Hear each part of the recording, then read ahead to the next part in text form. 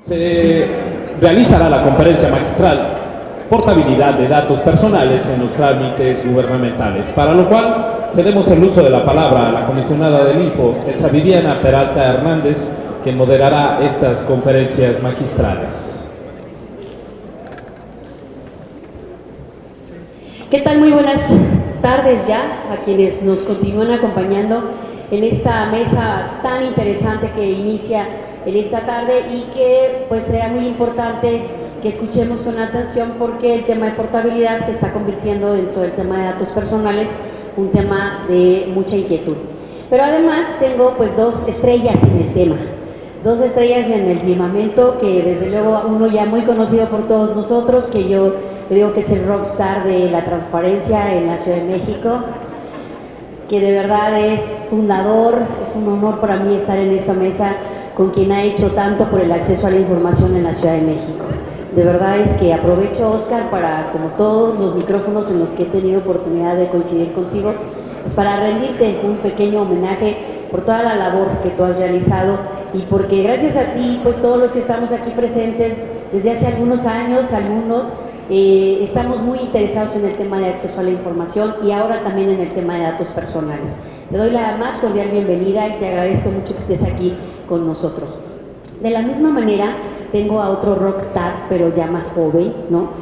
Una persona que ha trabajado mucho también en todo el tema desde el ámbito tecnológico, desde el ámbito para la innovación en la Ciudad de México y pues que ahora lo hace como director general del Centro de Gobierno Honesto de la Agencia Digital de Innovación Pública. El nombre dice muchísimas cosas y lo que ustedes verán que expondrá él en este tema tan novedoso y tan innovador, más bien, ¿no? Innovador en la Ciudad de México en un esquema de este nuevo gobierno, será algo de mucha atención para todos ustedes porque vendrá a facilitarnos la vida. Vendrá a facilitarnos la vida en la gestión pública, en la administración pública y fundamentalmente en la protección de los datos personales que diario manejamos en nuestros entornos de gobierno. Y esto también nos ayuda a aprender a protegernos en nuestro entorno como ciudadanos, porque no olvidemos que no solo somos servidores públicos, sino también somos ciudadanos de esta ciudad, valga la expresión. Y en ese sentido, saber cómo proteger los datos personales de quienes acuden diariamente a las gestiones que realizan en nuestros distintos sujetos obligados, ayuda también a que sepamos cómo proteger nuestros datos personales cuando realizamos cualquier otro trámite como ciudadanos en esta capital. Es así que lo que ellos nos van a platicar ahora será de gran utilidad para la implementación de este tema. Y rápidamente, porque yo sé, les decía, que ya conocen a todos y cada uno de ellos y ahora creo que también se va a volver, así como acá nuestro rockstar tiene muchos fanáticos, también estoy segura que tú vas a jalar muchos fanáticos de ahora en adelante por el tema tan novedoso que les decía nos traen. Rápidamente pues les platico de la semblanza del maestro Oscar Guerra Fort, que pues ustedes ya saben, muchos de ustedes ya saben que él es licenciado en Economía, maestro en Ciencias Económicas por la Facultad de Economía de la Universidad Nacional Autónoma, fue comisionado presidente del InfoDF entonces del 2006 al 2012. En enero del 2004 se desempeñó como asesor de la Unidad de Coordinación de Entidades Federativas de la Secretaría de Hacienda y Crédito Público, en donde desarrolló principalmente trabajos de análisis sobre la evolución y características de las transferencias de recursos federales a estados y municipios. Ha participado en muchísimas actividades y particularmente en la elaboración del diagnóstico para la Convención Nacional Hacendaria. Ha elaborado en la columna El Arco de Cristal del periódico Universal, ha colaborado con más de 35 artículos cuyos contenidos hacen referencia a temas de actualidad en transparencia, acceso a la información, rendición de cuentas y protección de datos. Participa como conferencista o ha participado más bien como conferencista en múltiples seminarios, talleres y congresos a nivel nacional. Ha realizado 22 publicaciones en libros, ensayos, memorias y revistas científicas sobre el tema de transparencia.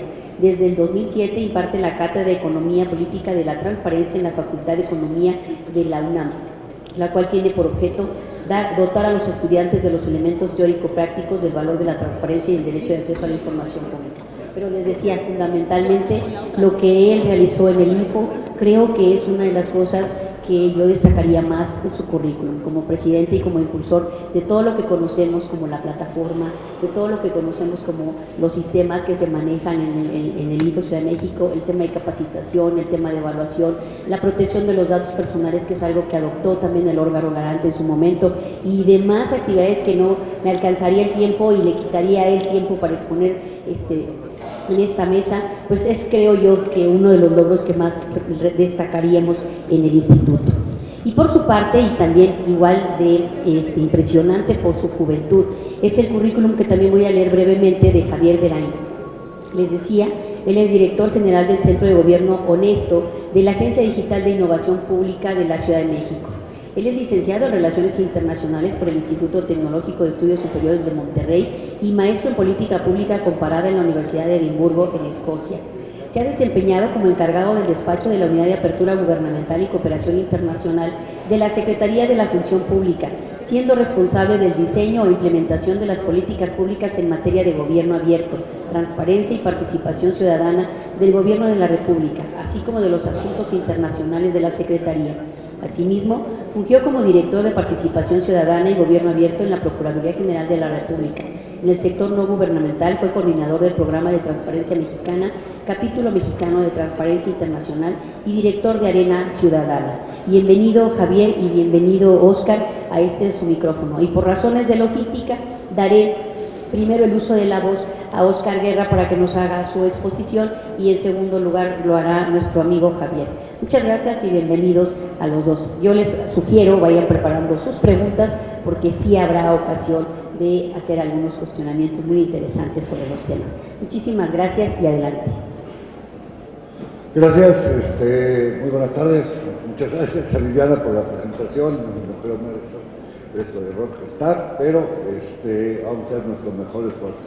Para mí es muy grato siempre regresar al InfoDF, que hoy ya sigue Info Ciudad de México, pero en aquel momento así se denominó. Pues bueno, por 9 años he sido comisionado como presidente en esta institución, pues evidentemente le trae a uno muy buenos recuerdos y también, digamos, bueno, cómo las cosas han venido evolucionando. Simplemente decir, por ejemplo, evento que hoy se realiza conmemoración del Día Internacional de la Protección de Datos Personales, hay decir que fue la Ciudad de México, el Distrito Federal en aquel momento, la primera que inició con esos eventos, fue en el año 2010, con el primer evento, me acuerdo porque mandaron las fotos en esos días, lo hicimos sobre los datos personales sensibles. Invitamos al secretario de Salud, al doctor Agüet, invitamos al que en ese momento era el procurador, porque otros datos sensibles son los del Poder Judicial, o los que manejan, digamos, las procuradurías, que era el doctor Mancera. Invitamos al secretario de Finanzas, porque Finanzas, pues obviamente tiene toda nuestra información patrimonial, que era Mario Delgado, y había otra cuestión ahí, y ese fue el primer evento que hicimos sobre datos personales e invitamos al IFAI. O sea, nosotros los invitábamos a ellos a que participaran y después, 3 años después, el evento se hacía de forma conjunta. Yo invito nuevamente al InfoDef, ayer hicimos nuestro evento, ayer lo hicieron ustedes, que podemos hacer un evento nuevamente conjuntamente, a lo mejor de 2 días, en ese sentido, dado pues, que convivimos en la misma espacio físico, tanto el órgano federal como evidentemente el de la Ciudad de México, ¿no? Y ese es, digamos, el papel, la importancia que tenía o que tiene el InfoDF, digamos, no sé si me puedes prestar, no sé, ya está el cambiador de la presentación, muchísimas gracias.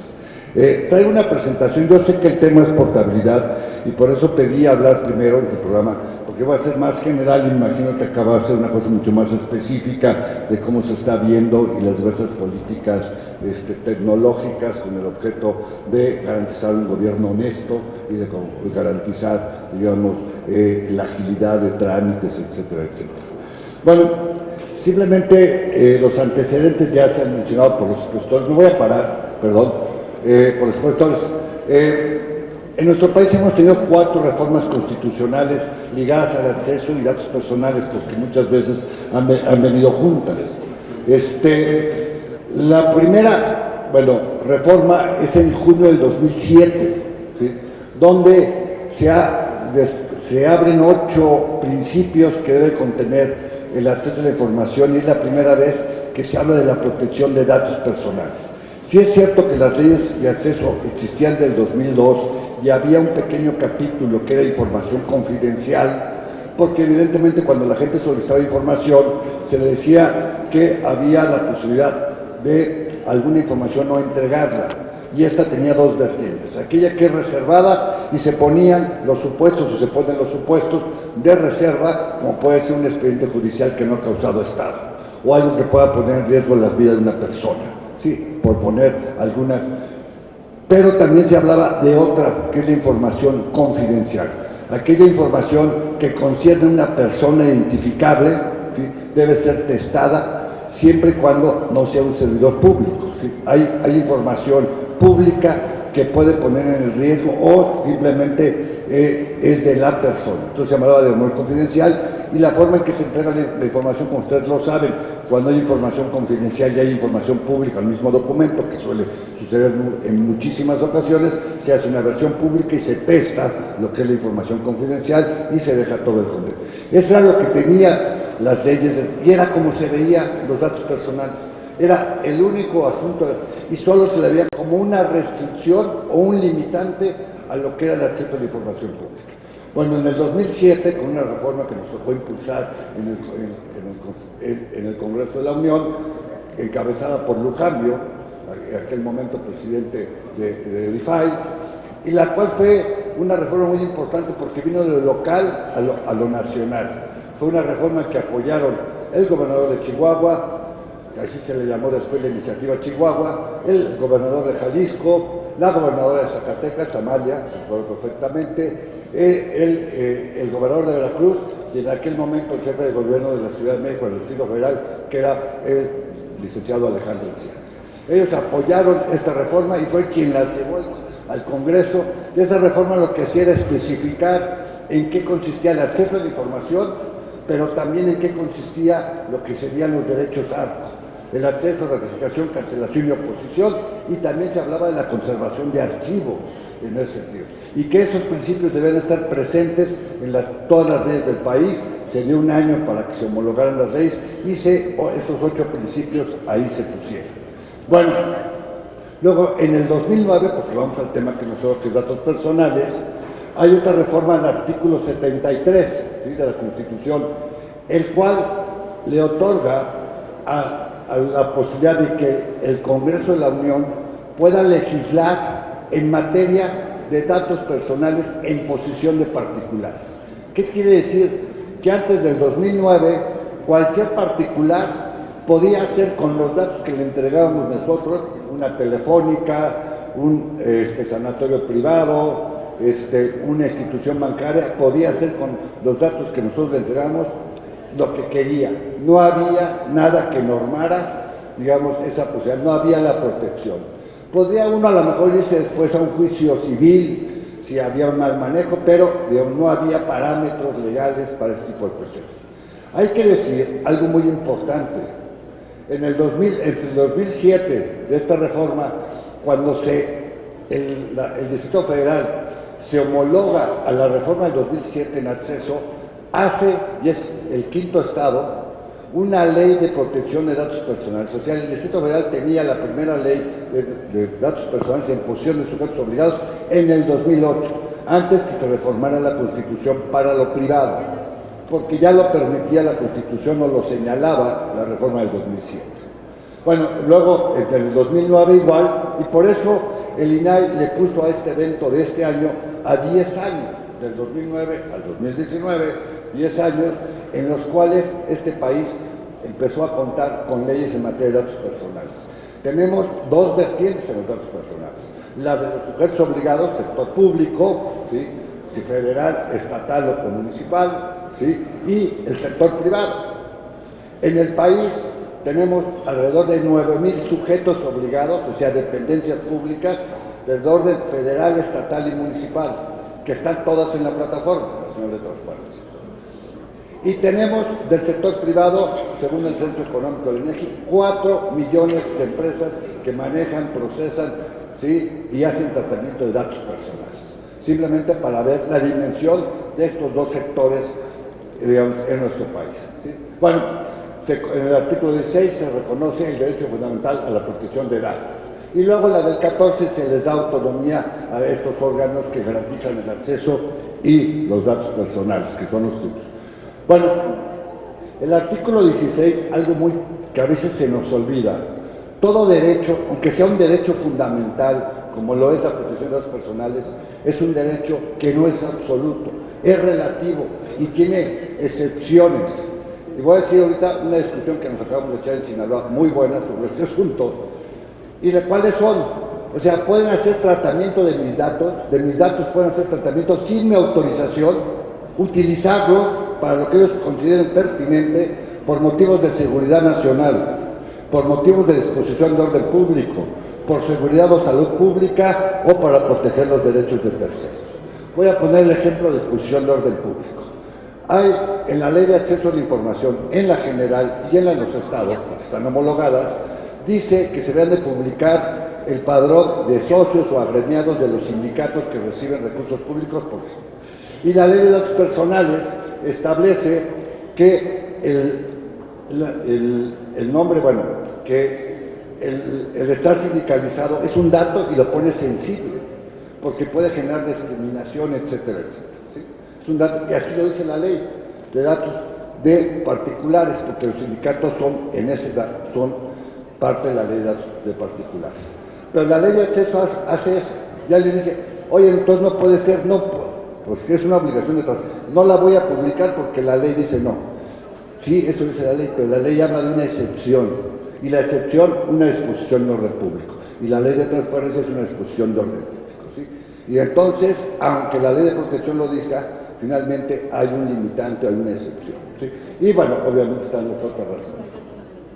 Bueno, este es el devenir, digamos, de lo que ha sido la protección de datos personales hasta terminar, digamos, con lo que fue la publicación de la Ley General del 26 de enero del 2017, ya una ley general para que todo el país tuviera ley de datos, porque hasta antes del 2014, cuando del 2017, solo 11 entidades tenían una ley propia de datos personales en sujetos obligados. Tenían la de acceso y esto, solo 11 entidades. Bueno, con la ley general se dispone que todo el país debe tener una ley de datos personales en función de sujetos obligados homologada a la ley general, digamos, de datos personales. Y se les da un plazo de 6 meses, todos cumplieron, menos Nuevo León, es el único que no ha cumplido con publicar, bueno, aprobar y publicar su ley de datos personales en sujetos obligados. ¿Qué sucede? ¿La gente de Nuevo León está desprotegida? No, es muy clara la ley general. La ley general es la ley supletoria y ellos tienen los derechos que la ley general les marca. Lo más ideal es que puedan hacer su ley específica, pero esa tiene que estar homologada a la ley general. No puede ir, por ejemplo, si la ley general dice que son 20 días para entregar los datos de acceso, no puede decir que son 25. Puede irse para abajo, sí, porque se utiliza, digamos, el criterio pro persona. ¿Sí? Aquello que beneficie al ciudadano o al particular. Y luego, de un plazo de 1 año para los lineamientos que tiene que emitir el sistema es donde estamos todos los órganos, lo preside el INAI, y esos lineamientos ya están listos. Bueno, ¿cuál es el estado actual? Sí, bueno, lo que decía, que solo Nuevo León, 11 estados anteriormente son, esos que están azul son los que tenían leyes, obviamente estaba el Distrito Federal, ¿sí? Hoy en nuestro país se puede hacer solicitudes de información, como ustedes lo saben, pero también solicitudes ARC, acceso, ratificación, cancelación y oposición, que me imagino que todos ya saben a qué se refiere eso, el acceso, la cancelación. Aunque a veces mucha gente dice, no entiendo cuál es la diferencia, me queda claro el acceso. La ratificación es que un dato que yo consulté primero, accedí, está incorrecto, y entonces lo quiero modificar, lo rectifico, ¿no? Por ejemplo, en el sector privado se utiliza mucho. ¿Por qué? Pues yo pido mis datos a Telmex, luego en el anuncio, y me doy cuenta, porque si nunca me llega mi estado de cuenta y siempre me lo cortan, que el domicilio que está ahí puesto está mal, y entonces ratifico o rectifico mi domicilio. La cancelación es que el dato se cancele, que ya lo quiten del fichero, sea electrónico, sea físico, y la oposición es que yo di mi consentimiento, por ejemplo, di mi teléfono para que me estén llamando y me están dando toda la publicidad, me opongo a que se dé ese tratamiento. siguen teniendo el dato, pero ya no ya está, yo ya me opuse a ese tipo de tratamiento de ese dato. Bueno, hoy vía la plataforma, yo sé que dice, oye, la plataforma, pues si no funciona, etcétera, etcétera. Sí, un día mata un perro y a veces mata perros todavía. Los primeros 6 meses tuvimos problemas de funcionamiento por un problema de interoperabilidad con las diversas entidades. Teníamos que conectar a 9,000 sujetos obligados que tenían tecnología muy distinta en ese sentido. Bueno, no se trata de... Hoy la plataforma ha recibido más de 1 millón de solicitudes de acceso a la información, ¿sí? Y alrededor de unas 150,000 de derechos ARCO, ¿sí? Porque vino después la ley. Hoy, a través de la plataforma, ustedes pueden hacer solicitudes ARCO. ¿A quién? A la Ciudad de México, evidentemente, a la Federación, evidentemente. Pero si alguien de ustedes un día vivió en Aguascalientes, por X razón, y estudió ahí, quisiera saber algunos datos, o se atendió en un hospital y quiere pedir su expediente médico, lo puede hacer a través de la plataforma. Están todas las entidades, están los 9,000 sujetos obligados del país para poder acceder a los derechos ARCO en ese sentido. Ahí es cuando la forma que se pide. ¿Cómo vamos en solicitudes ARCO? ¿Sí? Bueno, esta es la gráfica y como ustedes se ven, pues hay una tendencia, digamos, a que este derecho se utilice cada vez más. Y aquí voy a decir algo que para mí es importantísimo, que escuché, y siempre la cito, de Lina Ornelas, porque yo siempre cuando era comisionado del INFO, siempre agarraba y ponía la gráfica de solicitudes y cómo crecían. El InfoDF llegó a tener el mismo número de solicitudes que tenía el IFAI, en ese momento, 120,000 solicitudes. Sí, los chilangos son muy preguntones y qué bueno. Bueno, ¿y cómo venía creciendo? Porque cuando yo entré había 2,000 solicitudes anuales, terminamos en 120,000 solicitudes anuales. Yo me acuerdo que alguien, un sujeto obligado, me imagino que ustedes lo son, algunos de ellos me decía, oye, ¿qué hace el InfoDF para que no pregunten? Y dije, no, nuestro trabajo es al revés, que la gente se entere y tenga información. No, es que son solicitudes, tú crees que son lo que me dedico, yo tengo mucho que hacer, la gente no tiene nada que hacer, no me está molestando, etc. Bueno, si quieres eso, ponlo en tu portal, y ahora te van a preguntar, mándalos a tu portal. Si es que la gente no encuentra la información, pues tiene que preguntar, evidentemente. Y qué bueno, eso empodera a la gente.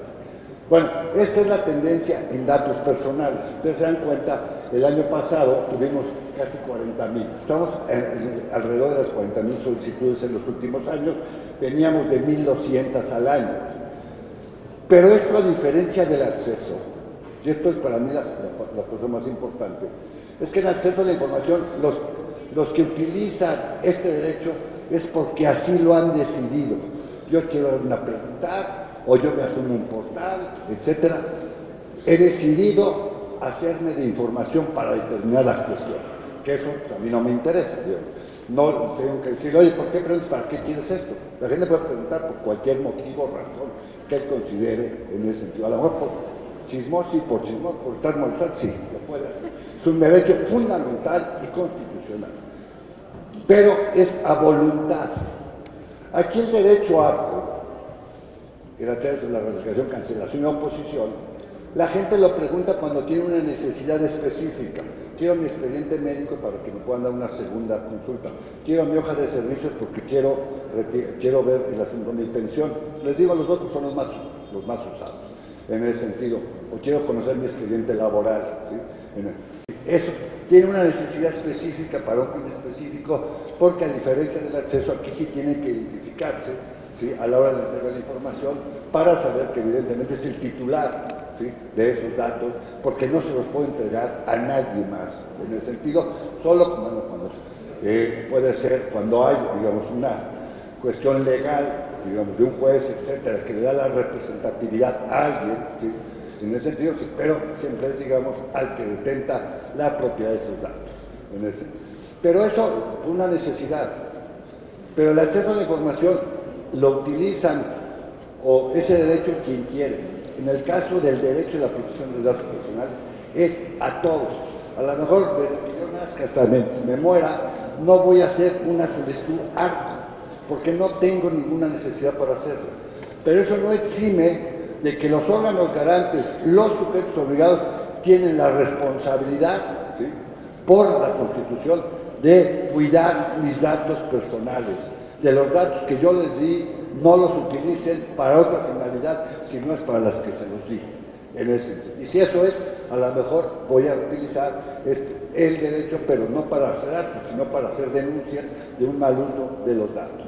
Y eso, si hay un mal uso de los datos, ¿dónde denuncio? Pues si es un mal uso de datos del sector público en la Ciudad de México, en el INPODEF. Si es un dato mal utilizado por el sector federal, Hacienda, el Seguro Social, en el INAI. Si es un dato mal utilizado por el sector privado, no importando de qué país, de qué estado sea, en el INAI.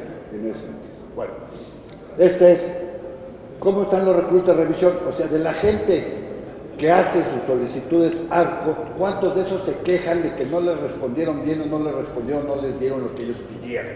Sin derecho. Bueno, esta es la gráfica, esto no me dice mucho, sí, también ha aumentado, pues han aumentado los otros. Lo que me dice es el índice de recurrencia, ¿cuántos se quejan? Y de cada 100 solicitudes se quejan 3.4 personas. Quiere decir que las demás se les contestó bien, eso espero, no lo puedo saber, ¿sí? Pero 3.4 se quejan en ese sentido. Bueno, en la Ciudad de México, ¿cómo está? La Ciudad de México lo que tenemos son, digamos, estos datos, si se dan cuenta, y esto pasa no solo en la Ciudad de México, la mayoría de las solicitudes ARCO son de acceso, la gran mayoría, hay muy pocas de rectificación, cancelación o oposición. Ustedes ven ahí los porcentajes, la segunda rectificación. Bueno, ¿cómo ha venido creciendo? Aquí están los datos de los últimos años. Digamos, en el 2017 hubo una baja, no tengo el 2018 porque no me lo han procesado. En el 2016 bajó, pero bueno, andan alrededor de las 10,000 solicitudes al año. ARCO, ustedes tienen 120, 130,000 de acceso al año, ¿sí? Simplemente. Estos son los recursos de revisión, ¿sí? ¿Y cuál es el índice de recurrencia? En la Ciudad de México, o contestan mejor los sujetos obligados, se quejan menos, ¿sí? Que yo les voy a decir cuál es el problema que tenemos, por qué el 3.2 a nivel federal. Lo que más se pide a nivel federal, y no se pide, la federación somos todos, aunque no es anuncio de televisión, ni mucho menos, pero, digamos, el Seguro Social atiende y le pide muchísimo las hojas de servicio para tramitar la pensión. Y esas las puede pedir alguien que esté en Aguascalientes, alguien que esté en California, alguien que esté en Yucatán, etcétera, etcétera, ¿sí? Bueno, el problema es que el Seguro Social tiene 11 años perdidos, o sea, o no sistematizados en ese sentido, y entonces cuando le preguntan, pues no se las entrega, o los manda un trámite larguísimo, ellos van con nosotros ordenamos la entrega, pero ¿qué hace el Seguro Social? Lo hemos hablado directamente, dilata el tiempo. Si yo te hago una solicitud de un expediente que está dentro de esos 11 años, que no tienes digitalizado, me vas a decir que no lo encuentras y hice un trámite. Entonces te vas a ir al recurso de revisión, el INAI se va a tardar 40 días en resolver, 40 días hábiles, y yo ya te dilaté. Y a lo mejor tú te me cansas si no metes el recurso de revisión y ya igual. Eso hace que nuestro índice de recurrencia sea más alto. ¿Cuánto le costaba según el Seguro Social digitalizar eso? Me acuerdo que 3,000 millones de pesos. Yo no sé por qué tan caro, pero bueno, digamos, en ese sentido, ¿no? Lo otro sí está digitalizado y obviamente esto es de más atrás, digamos, estos años que no están digitalizados. Bueno, vamos, bueno, la ley general se echó un hitazo, pero hitazo. No, México es un ejemplo normativo de portabilidad. No hay ley en el mundo que haya garantizado en la ley, porque quiero ver la implementación, la portabilidad en el sector público, por ley. Existe la portabilidad en el sector privado y esa portabilidad tiene un incentivo muy importante, que es la competencia y ganar clientes. ¿Cuál es la clásica portabilidad que uno puede ejercer? La portabilidad de que yo estoy en tal compañía telefónica con tal número y ya no me gustó por X o la otra compañía me está ofreciendo un paquete que me es mucho más atractivo. Puedo pedir mi portabilidad, que se lleven mi número telefónico para allá, pero no más se llevan el número, se llevan toda la base de datos que tiene que ver, todos sus datos personales. Ahí están todas sus llamadas, todos sus WhatsApp, todas sus fotos, ¿sí? Etcétera. Se conoce más. Como dice alguien, las personas hoy las puedes conocer por su celular, aunque también oí una frase muy buena en Europa, que alguien dijo, yo soy más que mis datos personales, ¿sí? Porque tengo acá hay cosas que no me retratan, ¿no? Pero, ya puedo saber, tienes tu hija, tienes tu novia, tienes tu esposa, qué carro tienes, qué casa tienes, qué vacaciones fuiste, a quién le hablas más seguido, cuánto duran tus llamadas, etcétera, etcétera. Bueno, esa es la portabilidad. Otra que se utiliza mucho en el sector público, bueno, el sector público-privado. Hoy todos tenemos una Afore, una forma de pensión, y podemos portabilizar nuestra Afore y decir, ¿sabes qué? Yo ya no quiero estar con GNP, me voy a MedLife porque en los estados de cuenta con mi hermana estoy viendo que el interés que ellos pagan lo reducen mayor. Puedo ejercer. ¿Por qué tiene un incentivo? Porque si yo soy Movistar, por cada portabilidad que yo tenga, si la tengo que estimular, me voy a ganar un cliente, pero perder uno. Igual en las Afores. Pero, digamos, en el sector público no existe a nivel mundial la portabilidad. Y nos lo dijeron en Europa el otro día, México hizo una contribución normativa, porque ahorita además es norma, de poner la portabilidad en el sector público. Y aquí está Oscar Puccinelli, que responderá al rato, de Argentina, que les dirá, él es un conocedor de estos temas y conoce muchas leyes. ¿Qué es esto de la portabilidad? Digamos, está en el artículo 57 de la Ley General, y lo que nos establece la portabilidad es que cualquier particular, cualquier persona, puede solicitar la portabilidad de sus datos personales. Y que estas, a ver, primera restricción, esos datos deben estar en una fuente electrónica. Si están en papel, no hay portabilidad posible. Podría ser la portabilidad física de sacarle copias, pero eso es otra cosa. ¿Sí? Sacarle copias y entrégasela o llévate un expediente y entregas. Bueno, ese, digamos, tiene que estar en un formato electrónico, estructurado y comúnmente utilizado. ¿Qué es eso? Pues el Excel o una base de datos. Ahora hay bases de datos que son compatibles aunque no sean las mismas, ¿sí? En ese tipo de datos. Y existen dos posibilidades de portabilidad.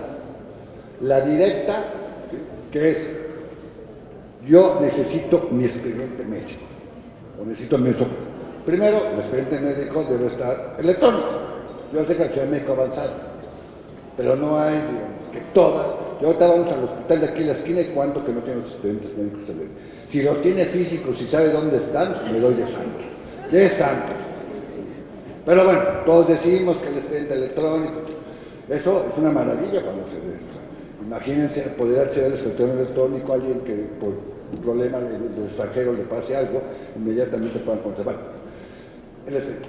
La directa es, a mí me entregas mi expediente, mi base de datos, todo lo que tienes de mí, de manera electrónica. Y yo te doy el dispositivo para cuando entregas un USB, lo que quieras, o tú pones el dispositivo y me cobras derechos por ese dispositivo que debe ser bajos, ahí lo dice la propia ley, ¿no? Lo que es el costo de un USB, etcétera, etcétera. Y la otra, que esa es la más complicada, ¿sí? Que es la transferencia. Yo te solicito, clínica, no sé, Vallejo, que mandes mi expediente, clínica Vallejo de la Ciudad de México, del Gobierno del Distrito Federal, que le mandes mi expediente a la raza del Seguro Social. Que hagas una transferencia de mi información de aquí para allá, ¿sí? Eso lo prevé la ley. Y los obliga a los sujetos obligados. Perdón la redundancia. Lo que sí es que puso que el sistema nacional, o sea, los órganos garantes de todo el país, junto con nosotros, tenemos que hacer los lineamientos de cómo diablos se va a hacer eso. ¿Sí? Nos aventaron la pelota. ¿Cómo lo vamos a hacer y en qué tiempo lo vamos a hacer? Bueno,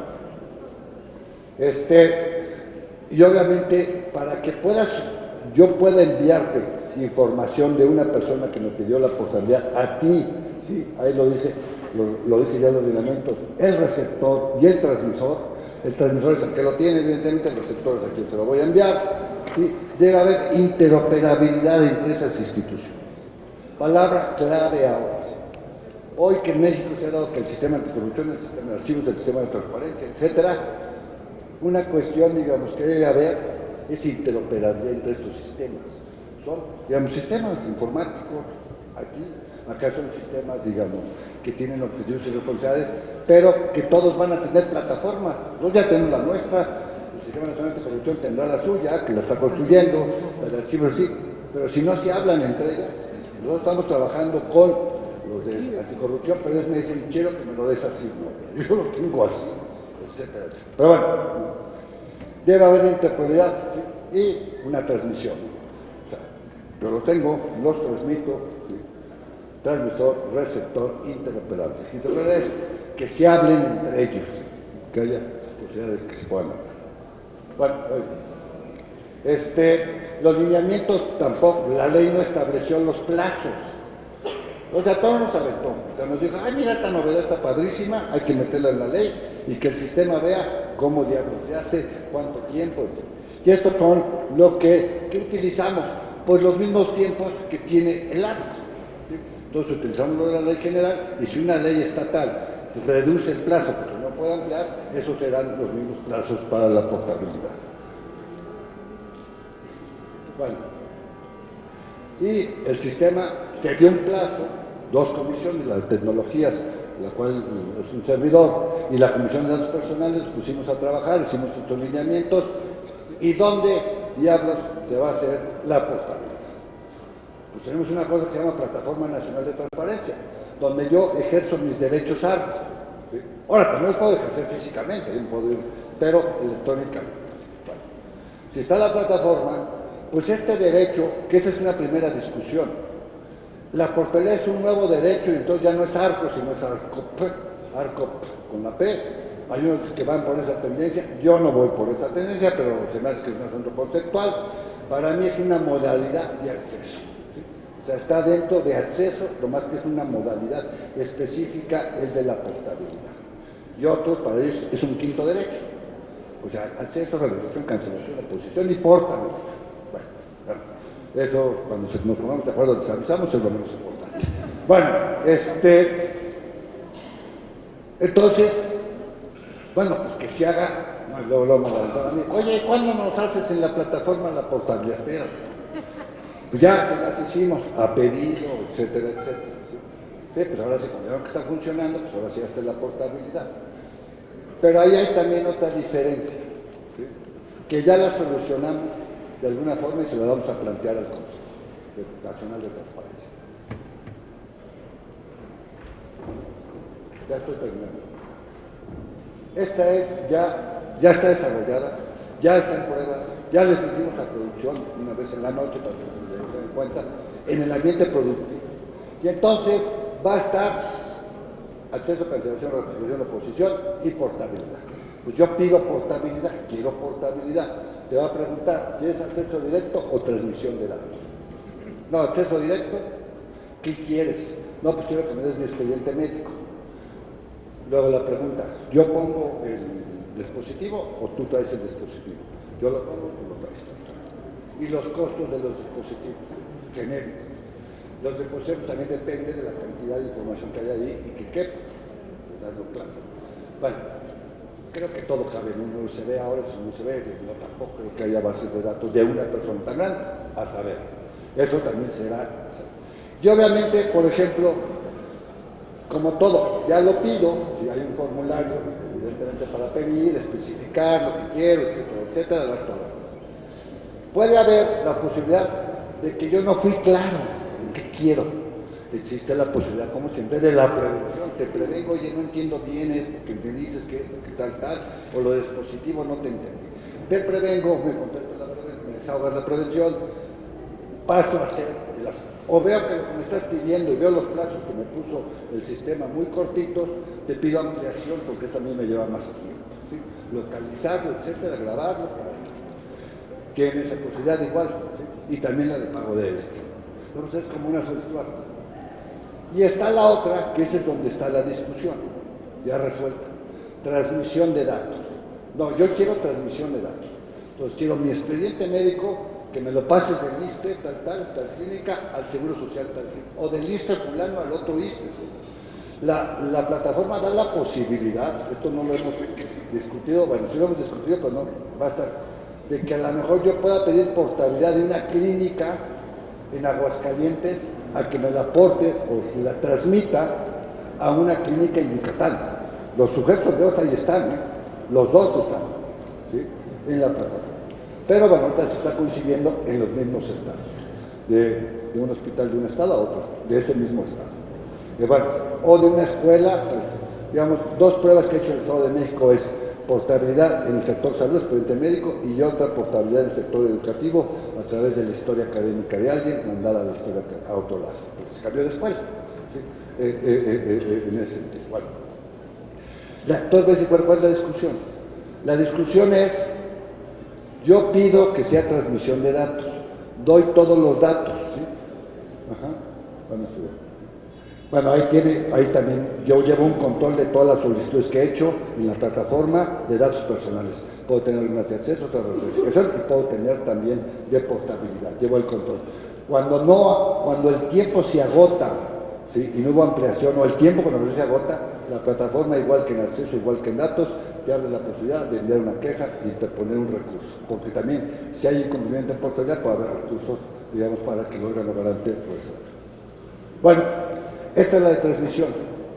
Lo que ahorita hace la plataforma es, tú pídeme lo que quieras y yo me pongo de acuerdo con el otro sujeto obligado, al cual me dijiste que le transmitiera, ¿sí?, al receptor, para enviárselo. ¿Cómo? No sé. La discusión es que alguien decía, no es que la plataforma sea el mecanismo de envío de esa información. Por el momento imposible. Por cuestiones técnicas, yo, diablos, ¿cómo voy a saber de los 9,000 sujetos obligados? Primero, qué información de datos personales tienen en formato electrónico. Uno, y como la ley general desapareció los ficheros, o sea que era el registro de las bases de datos, que a lo mejor muchos de ustedes antes hacían, estaba en nuestra ley anterior, la ley del DF se quedó, eso es bueno, ¿sí?, pues la ley general desapareció. Que me diga una institución, la Secretaría de Salud del DF, cuáles son sus bases de datos, cuáles son sus ficheros, o sea, cada uno, si los tiene electrónicos, qué información tiene cada uno, y si los tiene electrónicos, en qué diablos los tiene. En Excel, o sea, en qué tipo de cosas. Bueno, pero de eso, la plataforma no es para el DF, es para todo el país, 9,000 sujetos obligados. Entonces, lo que ahorita se optó es porque el sujeto obligado, el ciudadano en particular, lo pida, el sujeto obligado se ponga de acuerdo, ¿sí?, a quien se lo va a recibir, también obviamente para hacer esta solicitud, igual que la primera, él tiene que establecer qué relación legal tiene como particular con el sujeto obligado, ¿sí?, si fue empleado, etcétera, etcétera, lo que fuera. Y entonces le pide la transmisión. Cuando la transmisión se le da toda la información de cuándo se transmitió, ¿sí?, sistema, ¿sí?, de origen del Seguro Social, tecnología del sistema de origen, lenguaje Java, fecha de envío de los datos el 5 de noviembre, ¿sí?, sistema de destino, expediente clínico del ISSSTE, ¿sí?, tecnología del sistema de destino, MSQL, server lenguaje tal, ¿sí?, fecha de recepción tal, formato de transmisión, ¿sí?, XML, fecha de transmisión de datos, medio de transmisión, o sea, en qué web, tipo de transmisión, ¿sí?, todos estos datos que le generan certeza de que esa transmisión. ¿Qué puede suceder también? Transmisión no exitosa, no fue posible hacer, porque algo establece la ley de los lineamientos. Esta cuestión se va a dar cuando tecnológicamente sea posible por el sujeto. Por lo cual de los 9,000 ya nos eliminaron 8,500. O sea, entonces, la otra, que la plataforma fuera la forma de transmitir, o sea, la mayoría de los usuarios no tienen interoperabilidad entre ellos. No se hablan. Para muchas cosas no se hablan, pues menos informáticamente. ¿Sí? Entonces, cada quien anda por su lado. Hay unos que sí pueden hablar, ¿sí?, que son los más grandes, los sectores, el sector educativo, etc. Bueno, si no se puede, se lo avisa. ¿Sí? Puede meter un recurso de revisión y nosotros ver realmente si la negativa fue por orden tecnológico o fue una negativa de mala leche. Entonces ordenarle la transmisión de esa información.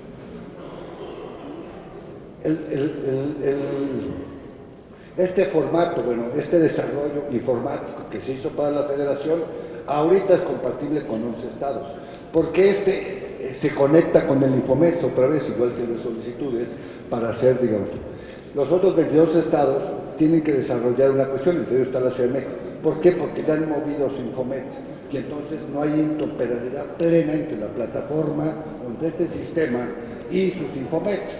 Es una cuestión que no lleva más de 15 días. Si lo hacen y si tienen, digamos, alguien en sistemas que sepa hacer las cosas, que sepa que esos dos cosas se hablan. Esto ya está así, tú lo que tienes que hacer es que este cuate le entienda a esto, ¿sí? Para que sea interoperable. Es un asunto que puede llevar 2 semanas. Alguien, que nada menos, nosotros no lo podemos hablar, alguien dice, si no tienen, es que hay muchos estados que tienen el sistema de Infomet y no tienen el mapeo del sistema. O sea, no saben ni qué tienen. O sea, en ese sentido, no tienen, es como si tengo una casa, pero no tengo los planos. Así. Entonces, ¿cómo vas a mover la casa si no tienes los planos? Entonces, dependiendo. Pero alguien me decía, esto no les cuesta más de 100,000 pesos, ¿sí? Hacerles la adaptación. Ellos deben de hacerlo. El problema es que muchos órganos garantes creen que los ingenieros en sistemas, y no tengo nada contra los diseñadores, la mayoría de ellos no tienen ingenieros en sistemas. Tienen todo menos ingenieros en sistemas. Y para eso se necesita saber programar, ¿sí? En ese sentido, y saber. Pero bueno, son estos estados. ¿Qué va a suceder? Lo vamos a mandar al Consejo, si el Consejo lo aprueba así. ¿Cuál fue la otra salida? Porque el Estado de México dice que él sí hace interoperabilidad de transmisión, que aquella entidad que quiera desarrollar, no en la plataforma, en una aplicación, en su página, la transmisión, o sea, que sea a través de ellos. Y hay otra cuestión que no es técnica, una cuestión legal. Nosotros, los órganos garantes, y el INAI, que es el administrador de la plataforma, somos la última autoridad para, digamos, sancionar un mal tratamiento de datos. Y lo que estaríamos haciendo nosotros es tratar datos. Alguien dice que el INAI no trata datos. Claro que el INAI trata datos, que en la nómina, por ejemplo, ¿no? Puedo lo que tengo en la nómina, empezarla a filtrar, etcétera, etcétera. Pero son los que yo tengo, ¿sí? Y yo soy responsable. Y el INAI como tal, como nosotros nos han puesto recursos de revisión, y el pleno del INAI ha resuelto, ¿sí?, al Comité de Transparencia del INAI que entregue la información, ¿sí? O sea, le ha revocado la respuesta como pleno. Nosotros no podríamos ser juez y parte, ¿sí?, transmitiendo datos, pero no solo del INAI, de 9,000 sujetos obligados, ¿sí? Nosotros podríamos conocer toda la información que ustedes tienen, ¿sí?, cosas que pidan ver y cómo las envían, y tener a lo mejor algún problema en la transmisión, no garantizar los niveles de seguridad que se deben garantizar en ese. Por el momento, lo que estamos haciendo es que entre ellos se pongan de acuerdo y lo hagan. No sé si en un momento más, pero sí se quedó que cada órgano garante, si lo desea y quiere él ser también la forma de transmisión, que desarrolle en su portal o donde quiera esa posibilidad, la posibilidad que da hoy la plataforma. Eso quiere decir que esto estará operando para los ciudadanos, digamos, alrededor de unos 3 meses, ¿sí? Para estos estados, si dejar el sistema mañana lo puede echar. Digamos, ya está, no se puede. Pero estamos pensando, esa es otra discusión, si vamos unos primero y otros después, o damos un plazo perentorio a los otros que les falta hacer esa adecuación y salimos todos juntos, o los que la hayan hecho en ese momento. Pues ya tenemos portabilidad, qué bueno, pero a veces creo que México se va muy adelante cuando hay cosas de atrás que no ha podido, digamos, resolver de forma satisfactoria. La gente todavía no sabe qué ratificar, cancelar o poner. Es cierto que esta es la modernidad, no me cabe la menor duda, sí, que la portabilidad y esta innovación de México al mundo, que seamos el único que en una ley establece normativa para el sector público, nos pone muy adelante. El problema va a ser implementarla, que ya ahí va. Pues no, la otra es que la gente sepa para qué diablos y con qué se come eso, y a veces tiene otras necesidades que no forzosamente son estas. Muchas gracias.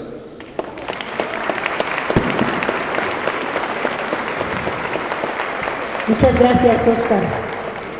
De verdad que muy ilustrativo por toda la información que tú nos manejas al pasado, al presente y al futuro, ¿no? ¿Qué vamos a hacer con todas estas innovaciones? Muchísimas gracias, Óscar. Otro aplauso, ¿no? Porque así también nos vamos preparando para nuestro siguiente panelista. Por favor, si nos acompañas, Javier. Muchas gracias. Adelante.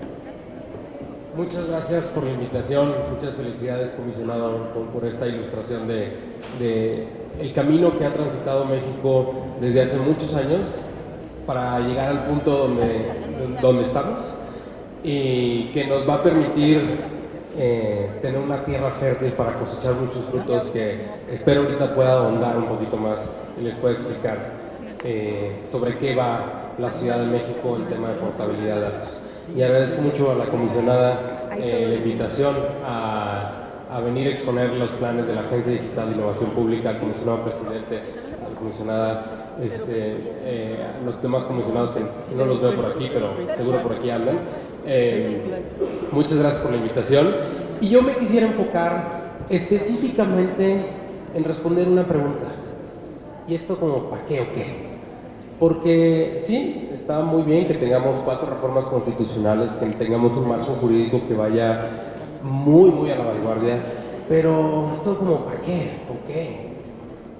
Hablamos mucho sobre el expediente clínico electrónico y es un reto enorme que tiene la ciudad y todo el país en transitar de analógico a digital, algo tan sensible como un expediente clínico. Pero la portabilidad de datos se da todos los días en todas partes.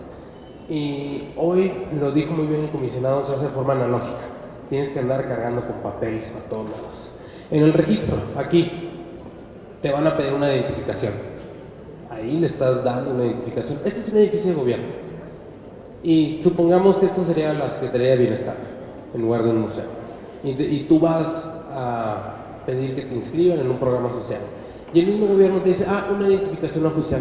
Y lo hemos normalizado, se nos hace la cosa más normal del mundo. Es de locos. El gobierno te está pidiendo un documento que expide el mismo gobierno. Tenemos que quitarnos de la cabeza que esto es normal. Tenemos que quitarnos de la cabeza como autoridades, como sujetos obligados, que esto se tiene que seguir haciendo. La Agencia Digital de Innovación Pública lo que busca es precisamente cambiar este paradigma. Y me voy muy rápido porque lo que quisiera es exponer qué es lo que va a hacer la ciudad y que nos cuestionen, que nos pasen por el crisol, que nos digan, oye, no, eso está mal, oye, no, eso no es suficiente. ¿Por qué? Porque queremos darles un mejor servicio a ustedes que son la ciudadanía. Y yo celebro que la Ciudad de México sea punta de lanza en protección de datos personales, siendo la primera entidad federativa que armonizó su ley. Y en este mismo sentido, la Agencia Digital de Innovación Pública quiere ahondar en esa experiencia. Nos queda muy claro que la Ciudad de México ha tenido esta armonización normativa, pero lo que no nos queda tan claro es eso cómo ha impactado en la vida de los ciudadanos, eso cómo ha elevado la calidad de vida. Las normas por sí solas, como bien decía el comisionado, no nos sirven de nada, lo importante es la implementación. Porque ¿de qué nos sirve tener derechos consagrados en ley si no los podemos ejercer? Lo que la agencia, les voy a contar un poquito sobre qué es la Agencia Digital de Innovación Pública, porque muchos de ustedes seguramente no la conocen. Con justa razón, porque fue creada el 1 de enero del 2019. Tenemos 29 días de existencia, ya casi cumplimos el mes. Y lo que busca hacer la agencia es concentrar todos los esfuerzos de digitalización en la ciudad, de gobierno abierto, de mejoras regulatorias, de simplificación de trámites, de tecnologías, en una sola oficina que depende directamente de la jefa de gobierno. ¿Por qué? Porque antes se tenían esfuerzos dispersos que no estaban alineados a una estrategia general y por eso hemos tenido resultados mixtos, por decirlo de forma amable, en la ciudad en materia de digitalización. En la Agencia Digital de Innovación Pública creemos que la tecnología y el manejo responsable de datos deben mover la balanza de poder hacia la ciudadanía. De nada nos sirve la tecnología si esto no se traduce en que más ciudadanos tengan más poder, en que más ciudadanos tengan acceso a más derechos. ¿Y qué es lo que estaremos dando a la ciudad? Pues ayudaremos a construir un gobierno proactivamente abierto. La Agencia Digital de Innovación Pública lanzó el portal de datos abiertos de la Ciudad de México el 14 de enero y ahí se pueden encontrar datos que no habían encontrado nunca. Por ejemplo, carpetas de investigación a nivel de calle. No es que la agencia se puso a recabar información, no es que la agencia dijo, me voy a poner a inventar números. No, la información ya existía, pero había una voluntad política de no publicar esa información, de no hacer pública esa información. Y en este gobierno, por instrucción clara, precisa y explícita de la jefa de gobierno, ya se acabó el uso privado de la información pública, no más. Si tenemos información que podamos publicar, lo vamos a publicar. Esa es la instrucción. Y es más claro el agua y no nos vamos a echar para atrás. Y por eso tenemos transporte concesionado, que nunca se había publicado información sobre transporte concesionado. Entren a datos.cdmx.gov.mx y lo van a poder ver, lo van a poder descargar, y es algo que habían solicitado una y otra vez, y gobiernos anteriores les habían dicho que no se tenía, que no se podía, que no se quería. Vamos a tener un registro digital de todo el uso de dinero público e indicadores de desempeño. Cada peso que entre en la ciudad, cada peso que sale de la ciudad va a tener un registro público. El día de hoy no se tiene. El día de hoy la ciudad compra en papel y presencial. A la vuelta de unos años, la agencia digital va a entregar un producto a la ciudad para que se compre de forma digital y remota. ¿Por qué? Porque eso habilita a la ciudadanía a tener un mejor monitoreo sobre el gasto público. Limitaremos los espacios de corrupción con plataformas digitales que eliminen los mediadores políticos y facilitar la fiscalización del gasto. Lo mismo con transparencia presupuestaria. La ciudad entrega información presupuestaria como lo exige las obligaciones de transparencia y solamente necesitamos tener una política de transparencia proactiva en materia de gasto. ¿Por qué? Porque en el gasto es en donde la gente puede ver si está habiendo justicia fiscal o no. Porque en el gasto es en donde la gente puede ver si se le está invirtiendo más a las zonas que han estado históricamente favorecidas, que son el poniente de la ciudad, contra las zonas que han estado históricamente marginalizadas, que están en el oriente de la ciudad. Queremos establecer una plataforma de participación digital. ¿Por qué? Porque es un habilitador para que la gente tenga acceso a más derechos, para que tenga acceso a herramientas de rendición de cuentas. Atenderemos la voz de la ciudadanía canalizando quejas y reportes en un sistema de ventanilla y atención única con colaboración con la ciudadanía, con las alcaldías, perdón. El día de hoy existen 60 y muchos números de teléfono donde la ciudadanía tiene que encontrar el número correcto y marcan y dicen, oye, fíjate que yo quiero hacer tal trámite, uy, no, aquí no es, joven, ahí a la siguiente ventanilla, por favor. Eso ya se va a acabar. Estamos en un proceso de juntar todos estos números. Empezamos con Locatel y empezamos con 072, que eran los dos principales, y la idea es que transitemos a un modelo en donde si tú quieres interactuar con el gobierno, llamas a un número de teléfono. Y tal vez ahí no te vamos a tener todas las respuestas, pero ahí sí te vamos a atender. No te vamos a andar mandando a peregrinar por oficinas o por números de teléfono.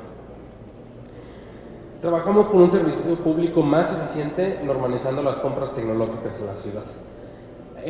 Hasta esta administración no se había estado ejerciendo una facultad que es muy muy importante, que es la de dictaminación de compras en tecnología, y gracias a eso tenemos ejemplos muy penosos de cómo la tecnología no ha sido un habilitador para la mejora gubernamental.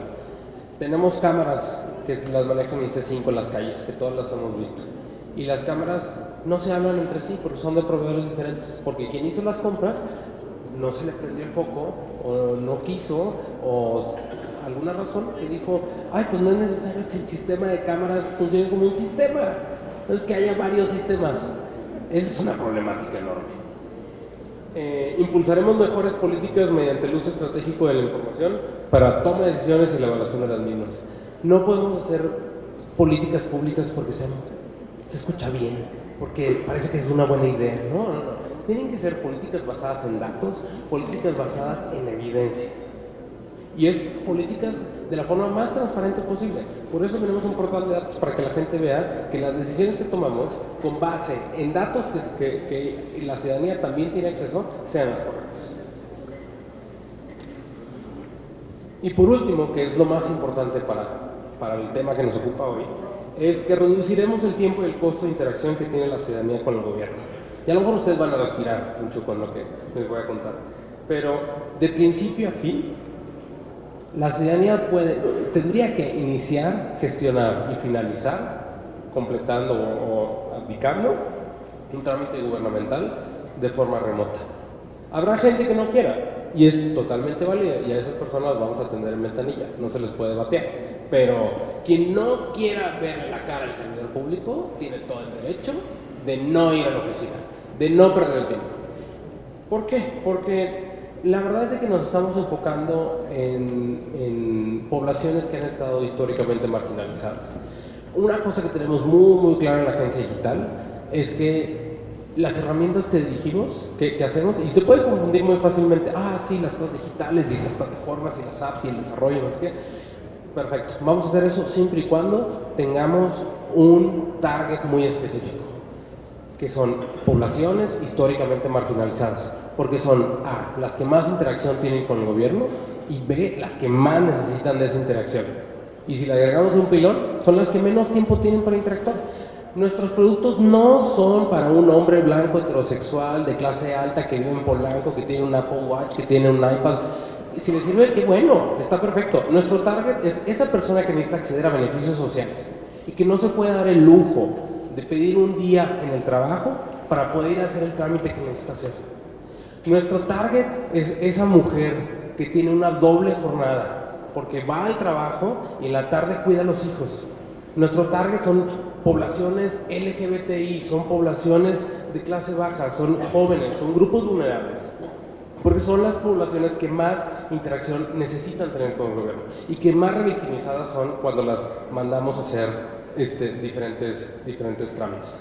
Les pongo un ejemplo, la Clínica Condesa, que la Clínica Condesa es una cosa extraordinaria. La verdad, si un día se dan vuelta por ahí, es una cosa extraordinaria, es un olmo que da peras, porque se le piden peras y da peras ese olmo. Es el centro de diagnóstico más grande de Latinoamérica, perdón, de América, de todo el continente. La Clínica Condesa diagnostica a más personas derechohabientes del IMSS que el IMSS. Es una cosa impresionante, o sea, es de veras. ¿Y saben qué les hacemos hacer a la ciudadanía cuando va ahí? Les decimos, oye, tu diagnóstico es positivo. Le dices a alguien que es VIH positivo. Es una noticia que te cambia la vida y es algo súper fuerte. E inmediatamente después los mandamos al IMSS. Oye, pues ve y pide una carta de no derechohabiencia. Van, tienen que pedir una cita, que todos los trámites gubernamentales son un costo para la ciudadanía. Y luego regresan, cuando podría, y luego tienen que hacer el mismo trámite en el Seguro Popular, que vayan, se inscriban, tengan una póliza vigente. El Seguro Popular les pide exactamente lo mismo, entonces ya les pidieron dos gobiernos, dos cosas que son exactamente lo mismo. ¿Por qué no puede haber una portabilidad en ese sentido? ¿Por qué los tenemos que obligar a andar pidiendo cosas? Es más, incluso nosotros nos fuimos un paso más allá. Fuimos al IMSS, nos dijeron, claro que sí, hacemos un web service para que la gente pueda ver si está, si es derechohabiente o no, con mucho gusto. Entonces, después de eso dijimos, bueno, si el Seguro Popular ya les pide eso, ¿por qué se los pedimos nosotros otra vez? No necesitamos ni el web service. Entonces vamos a hacer un proceso de mejora regulatoria, de simplificación de trámites, para que no les damos ni eso, ni el web service.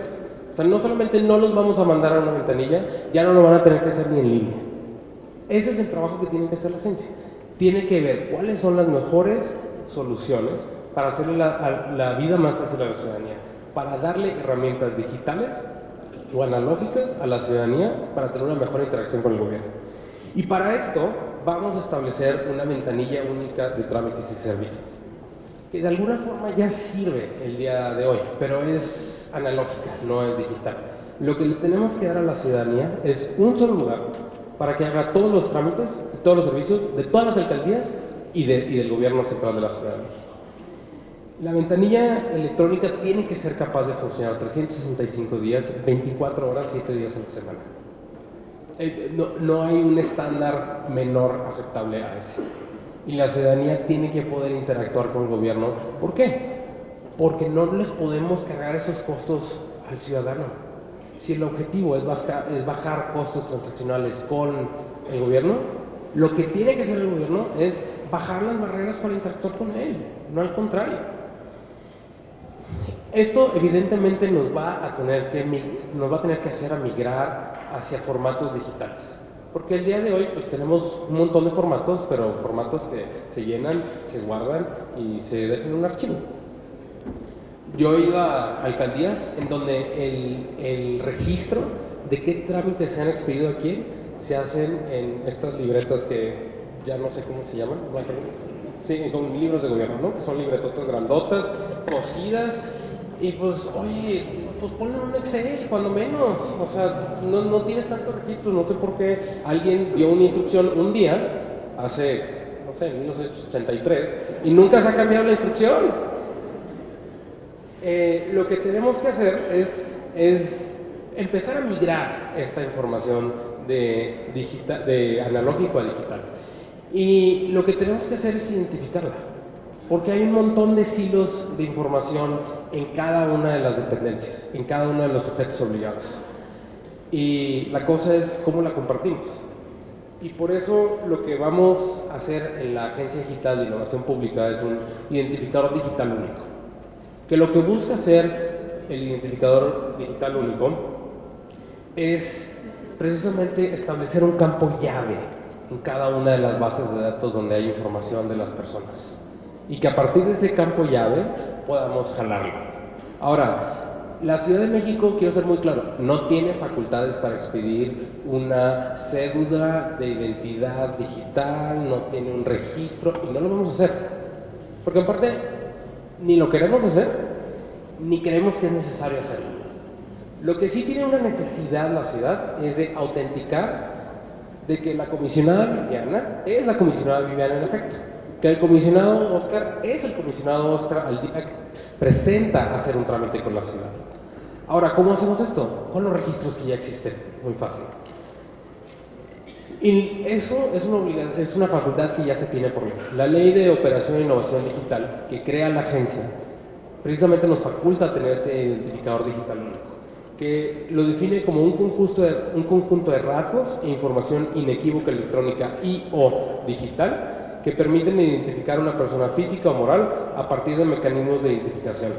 Y aquí es algo muy, muy importante, porque quienes se acreditan como personas ante la ciudad no nada más son las personas físicas. La ciudad tiene interacción con un montón de proveedores a los que les compra, y a ellos les pedimos que se identifiquen también. Y a la ciudadanía, pues les pedimos que se identifiquen el día que entran por la puerta a que presenten su credencial de lector o su licencia de conducir. Entonces, la ciudad tiene muchas interacciones. No tenemos una forma de cruzar cuántas interacciones tiene un ciudadano con la ciudad. Con un identificador digital único sería la forma en la que podríamos habilitar esta funcionalidad en la ciudad. ¿Para qué un identificador digital? Bueno, pues, ya mencionamos mucho, para trámites y servicios, para ver cómo se hace, pero principalmente para reducir los costos transaccionales de interactuar con la ciudad. ¿Qué significa esto? Porque a lo mejor suena muy conceptual. Para que no tengas que andar cargando una IFE, para que no tengas que andar cargando un acta de nacimiento, para que no te pida el mismo documento cada vez que hablo contigo.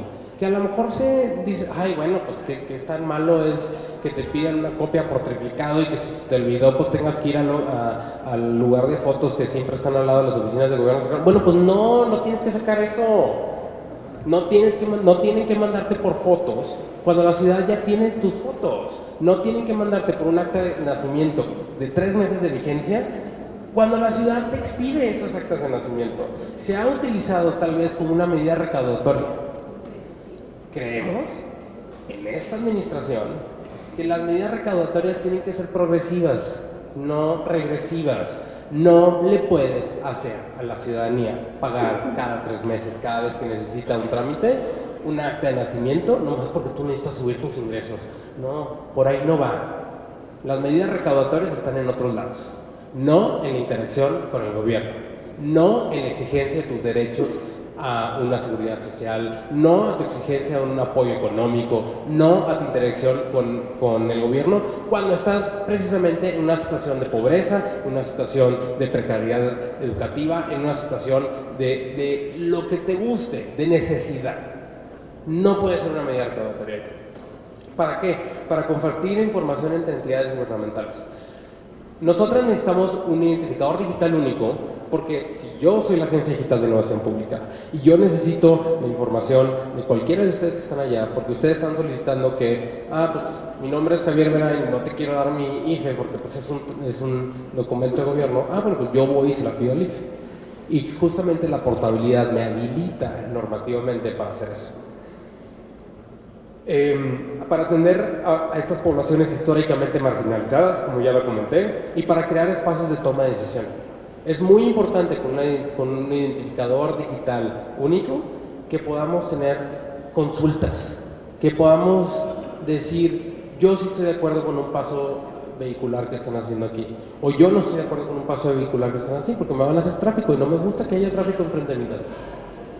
con un identificador digital único se puede meter la ciudadanía sin salirse de su lugar de trabajo a tener una participación en la toma de decisiones. Lo que queremos es democratizar la toma de decisiones, porque hoy quienes participan en los procesos de toma de decisiones son A, élites que se pueden dar el lujo de participar, aunque sea un derecho y o una obligación, y B, las personas que tienen que acceder a través de ellos, a través de gestores, de coyotes, de líderes de colonias, de estructuras partidistas, etcétera, etcétera. Exacto, de organizaciones de un ramo o del otro, lo que quieran, y eso es lo que queremos dar en la torre. No puede haber intermediarios entre la ciudad y el ciudadano. La interacción tiene que ser directa.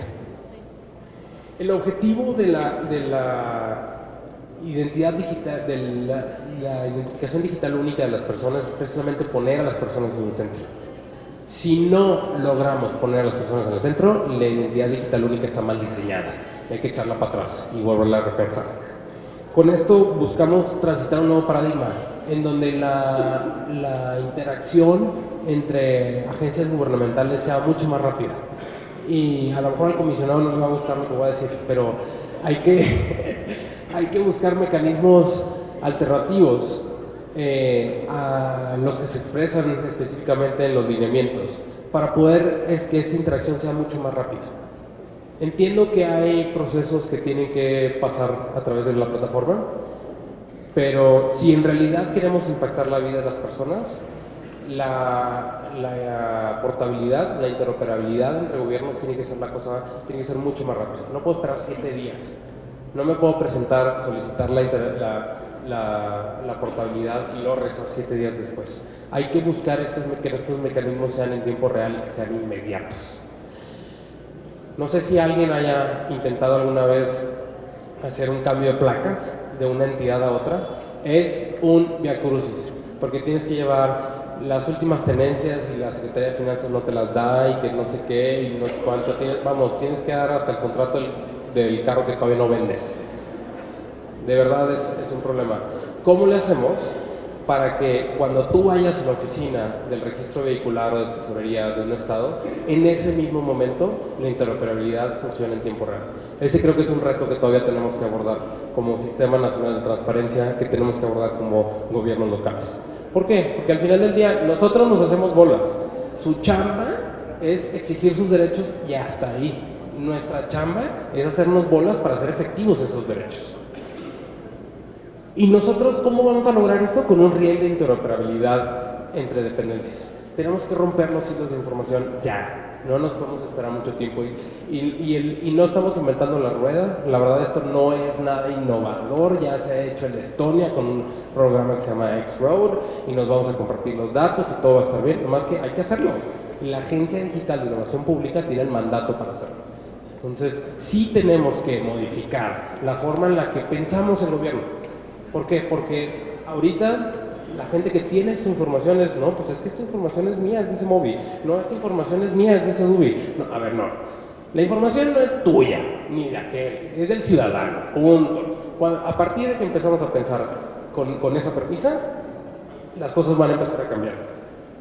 ¿Y esto cuesta mucho? No. Que no les cuenten, que no les digan que esto cuesta un montón de dinero y porque hay un montón de proveedores vendiendo espejitos y nomás son vendimos. Un ejemplo muy sencillo de cómo este tipo de soluciones cuestan menos dinero de lo que se ha estado ejerciendo. Tenemos que tener un ejercicio de optimización del gasto, eso sí. La Agencia Digital de Innovación Pública absorbió facultades y trabajos que hacían la Dirección General de Planeación y Atención Ciudadana y la Dirección General de Creatividad, las dos de la Agencia de Gestión Urbana, de la CEGEMA, de Oficialía Mayor, de Locatel, del C5, de la DGGT, de Oficialía Mayor, y algunas otras más que están perdidas por ahí en Secretaría de Finanzas. Esto en términos del capítulo 1000 de empleados, estas áreas gastaron 93.9 millones de pesos en 2018.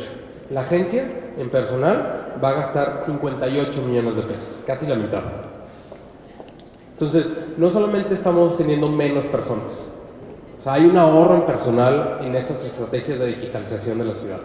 También en ejercicio del gasto, en gasto corriente. Todas estas áreas gastaron en 2018 179.8 millones de pesos. Un mundo de dinero. La agencia va a gastar solamente 108 millones de pesos. Una reducción importantísima en esto. No es que no les digan, que no les cuenten, esto tiene que servir efectivamente para bajar los costos de interactuar con el gobierno y que los gobiernos interactúen entre sí. Sí hace falta una inversión, pero hay que asumir esos costos como una inversión efectivamente y que nos permitan dar un mejor servicio a un menor costo, hacer más con menos. ¿Qué es lo que hace falta? Hace falta desde la agencia a echar a andar esto con las demás dependencias. Les doy un ejemplo, ya lo estamos haciendo. El C5 implementó una estrategia para poder coordinar operativos en asalto y robo en transporte público. Y lo hizo muy fácil. Entró a datos.cdmx.gov.mx, vio el conjunto de datos de delitos de la PGJ, vio el conjunto de datos de las rutas concesionadas de transporte público y vio el conjunto de datos de atropellamientos y accidentes viales. Los cruzó y dijo, mira, aquí hay unos hotspots, aquí hay unos focos rojos de problemáticas en delitos y en choques y ahí es donde tengo que mandar gente. Y a partir de esa información, el C5 está haciendo políticas basadas en evidencia. Ahora imagínense lo que podría hacer el gobierno con el mundo de información interoperando en tiempo real, con el mundo de información haciendo la portabilidad de datos cuando el ciudadano lo pida y que el ciudadano se pueda presentar con su linda cara a una oficina de gobierno a pedir, quiero que me hagan A, B, C y D, y sí señor, ahorita se lo hago en este momento, y ya está. Eso lo vamos a hacer con la Ciudad de México, con las instituciones de la Ciudad de México, con la información que está en las instituciones de la Ciudad de México, y el reto es escalarlo. ¿Cómo hacemos para que Querétaro hable con Aguascalientes? ¿Cómo le hacemos para que Yucatán hable con la Ciudad de México? ¿Cómo le hacemos para que Coahuila hable con Baja California Sur? Y ahí está el reto de la plataforma, que yo espero que sea una plataforma que funcione en tiempo real. Y se puede, ¿eh? No les... Ismas, por favor, si alguien me está grabando, guarde ese video, porque no hay desarrollo que no se pueda. Si un desarrollador les dice, eso tecnológicamente no se puede, no es cierto, es que no sabe, que es diferente, o que no puede, que también es diferente. Un desarrollo puede hacer que un perro maulle, así de fácil, que no me los engañen. Ahora, el reto es hacerlo. O sea, no estoy diciendo que vaya a ser fácil hacer maullar al perro. O sea, sí es bastante complicado. Pero de que se pueda hacer una portabilidad de datos en tiempo real, se puede. La pregunta es si se quiere. Muchas gracias.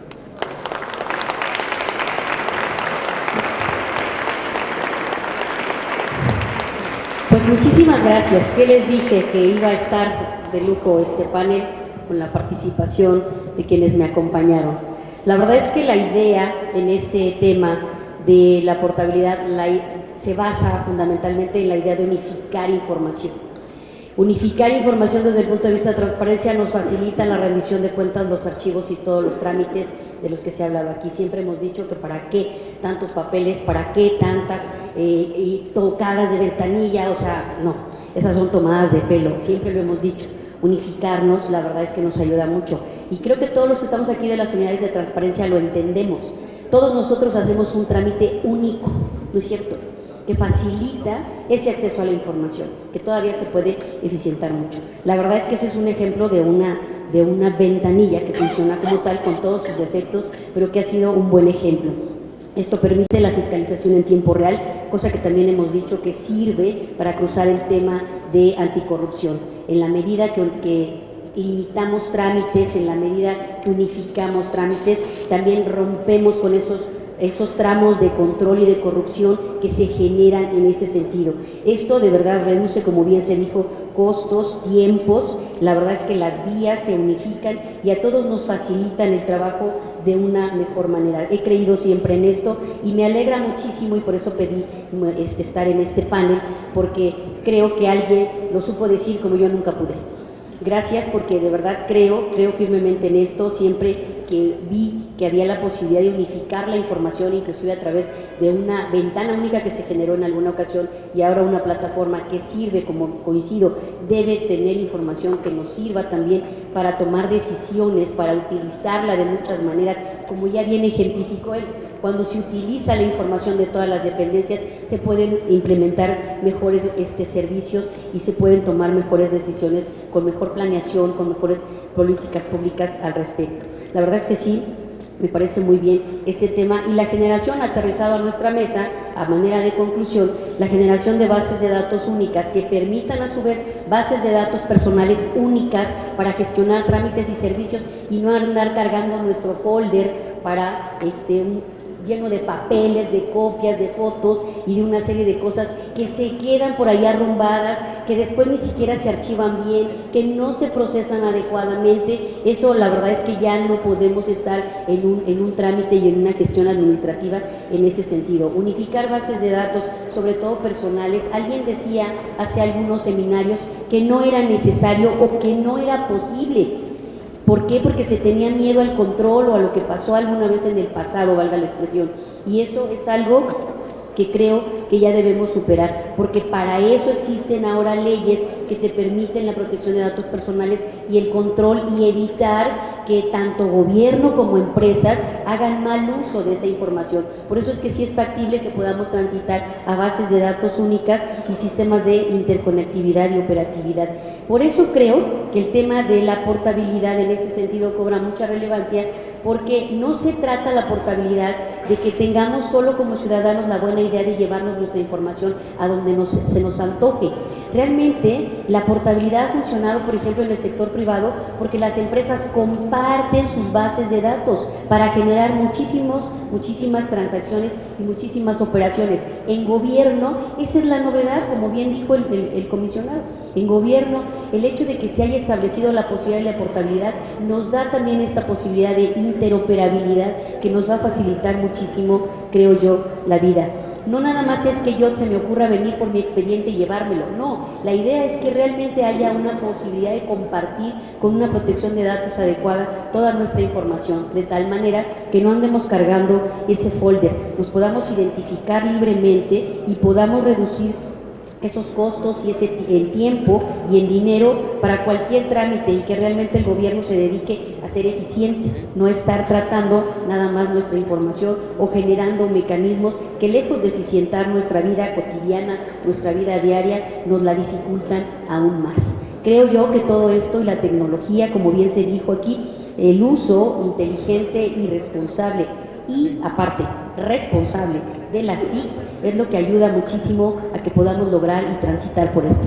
Y como verán, me están invadiendo un montón de preguntas, que tenemos tiempo y yo me voy a permitir, dada la inquietud que les generó, robarme unos minutos del receso para poder contestar. Vean, generó inquietudes y eso es muy bueno, porque me parece que el tema es muy novedoso para todos ustedes. Resulta de mucha utilidad, les decía, comunidades de transparencia. Esto será algo que impulsemos al interior de nuestras dependencias para reducir trámites, para unificar bases de datos y todo lo demás.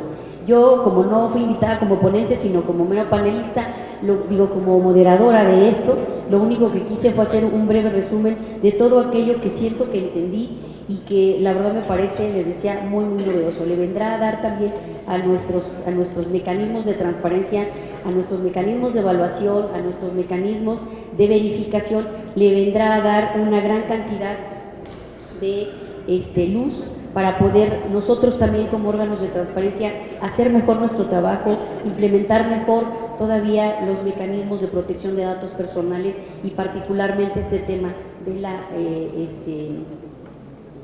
se me olvidó cómo se llama, portabilidad, perdón, me quedé con lo de interoperabilidad.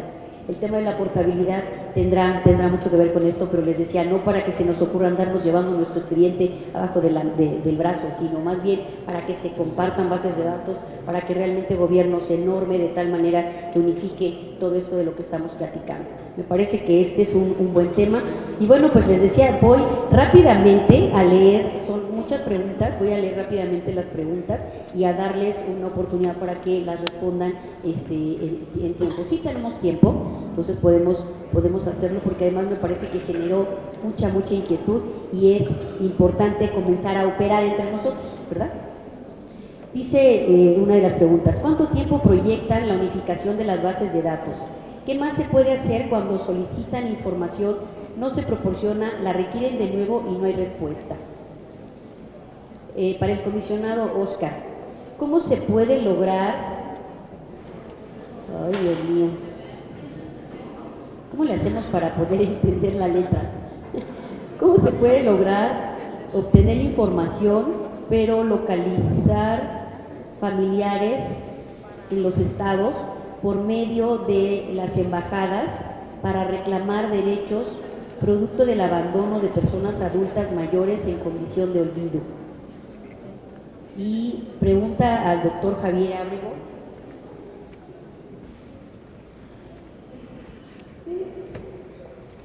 Preguntó, perdón, el doctor Javier Ábrego, sí es cierto, perdón. Ok.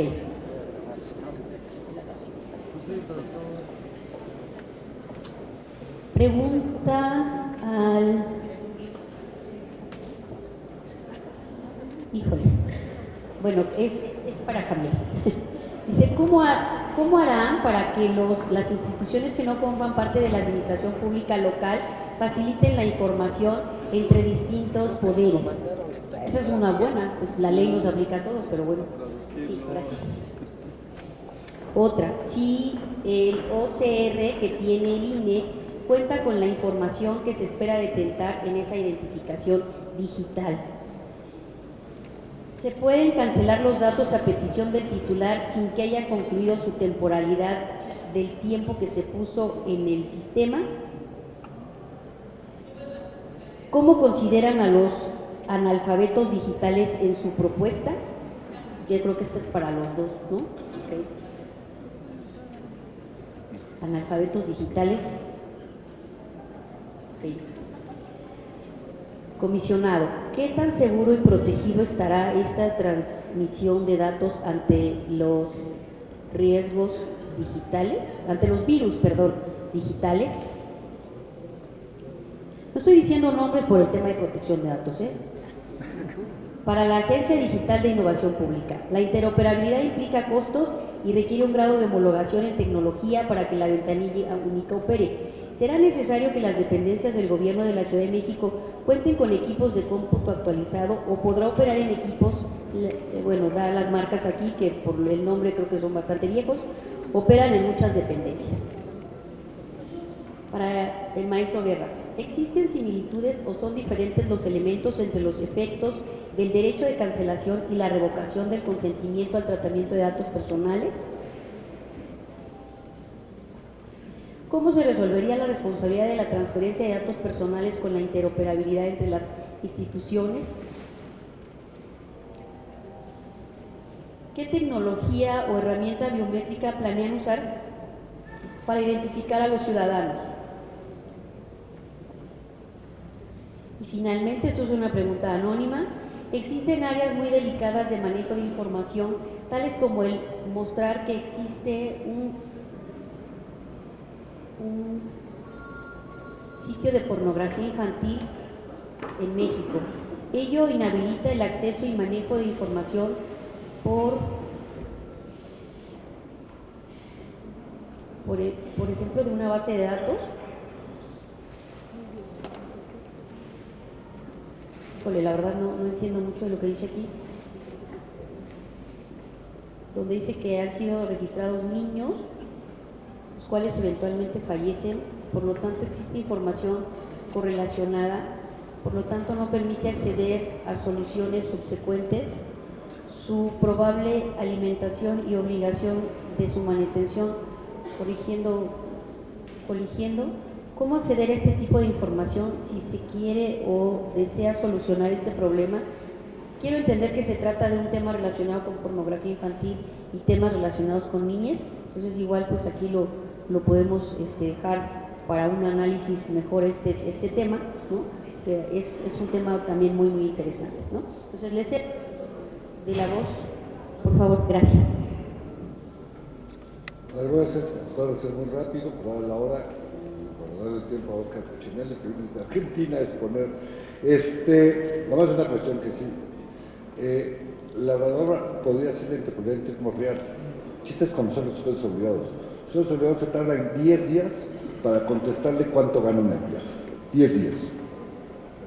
Telmex, Telcel, compañías de primer mundo, 5 días para hacer la portabilidad de algo que les conviene, traerse un número que le va a dar dinero. Entonces, la plataforma, si el sujeto obligado dice en este momento que me estás pidiendo, en este segundo te la doy, en este segundo la plataforma no tiene ningún problema. El problema es con quién te vas a enfrentar. Estas ideas que son muy buenas, llevan 10 años en la Ciudad de México. Y el asunto está en que te vas a enfrentar, te lo acabo de decir, con bases de datos totalmente, ya sé que con una llave, etcétera, etcétera. Tiene sus dificultades, solo te digo, para un asunto muy específico, 9,000 sujetos obligados, interconectarlos, tiene sus.